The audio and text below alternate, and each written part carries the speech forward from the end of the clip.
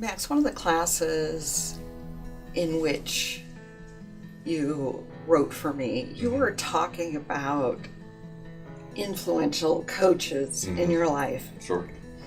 Can you share one or two stories about these coaches and why you perceive them as leaders and even what you might want to emulate? Sure.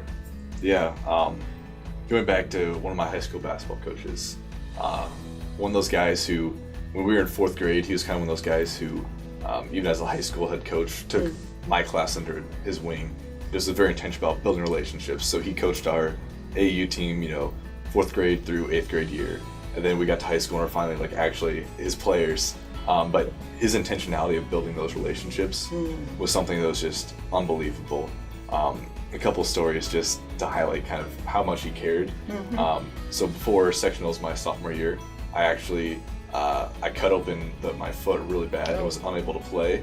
And so I was kind of dreading that call of man, as it happened on the weekends, I got to call coach, I got to tell him I'm out for a couple weeks, I have these nasty stitches, I'm not gonna be able to play. And so I called him. I actually saw him the next day. And so I kind of walked up to him and was just starting to apologize. And he just hugged me. He was tearing up and he was sad that he wasn't going to be able to coach me. He said that I wasn't going to be able to play. And he didn't want me to think that he was mad. He just reiterated hey, I'm always proud of you. You're a hard worker. I'm so sad. I'm so sorry this happened to you at this time.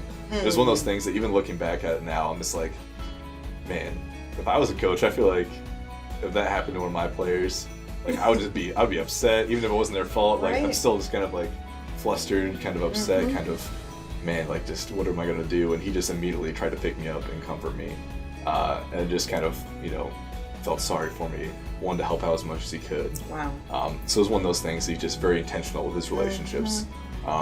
Other stories throughout the years, he would always, he'd invite us over to his house, to watch March Madness, to watch games, the finals in the summer, to do all these different activities. So he was always planning things outside of basketball. And in those times, we didn't talk about basketball. We kind of talked about life. We talked about, what it meant to be a godly man, what it meant to grow up as a Christian, and through high school, how can you live out your faith?